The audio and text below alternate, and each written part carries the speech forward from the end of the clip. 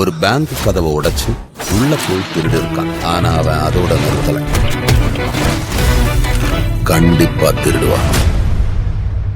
Governor gallery है, आ governor gallery है, बड़े मानयोग लोग आउंदे आ, ਇੱਥੇ ਅਫਸਰ ਬੈਠੇ ਨੇ, ਉਹ ਸਾਰੇ ਗੈਲਰੀਆਂ ਜਿਹੜੀਆਂ ਨੇ ਉਹਦੇ ਵਿੱਚ ਬਕਾਇਦਾ ਪਹਿਲਾਂ ਦੱਸਿਆ ਜਾਂਦਾ ਹੈ ਕਿ ਲਾਤੇ ਨਹੀਂ ਕਰਦੀ, ਬੈਠਣ ਵੇ ਬਿਲਕੁਲ ਹਿਲਣਾ ਨਹੀਂ, ਬਸ ਐਂ ਹੀ ਰਹਿਣਾ।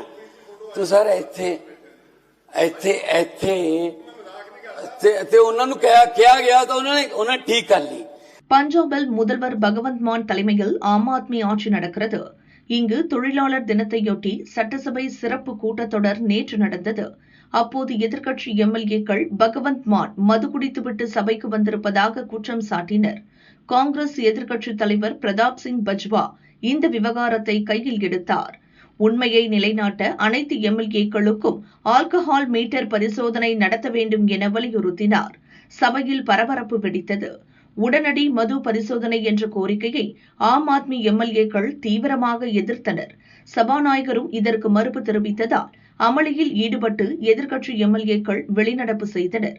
கடும் அமளிக்கு இடையே சட்டசபையில் பதிலளித்த முதல்வர் பகவந்த் மான், இந்த சிறப்பு கூட்டத்தொடர் தொழிலாளர் தினத்திற்காக அர்ப்பணிக்கப்பட்டது. எம்எல்ஏக்கள் தேவையற்ற வாக்குவாதங்களை தவிர்த்து சபையின் கண்ணியத்தை காக்க வேண்டும் என்றார். இந்த விவகாரம் பஞ்சாப் அரசியலில் புயலை கிளப்பியுள்ளது. பகவந்த் மான் சபைக்குள் தடுமாறி நுழைந்ததும் அங்கு அவர் குழப்பமாக பேசிய விதமும் பல்வேறு கேள்விகளை எழுப்பியது. ஜனநாயகத்திற்கே அவமானத்தை தந்துள்ளார் என டெல்லி பாஜக தலைவர் வீரேந்திர சச்தேவா கூறியுள்ளார்.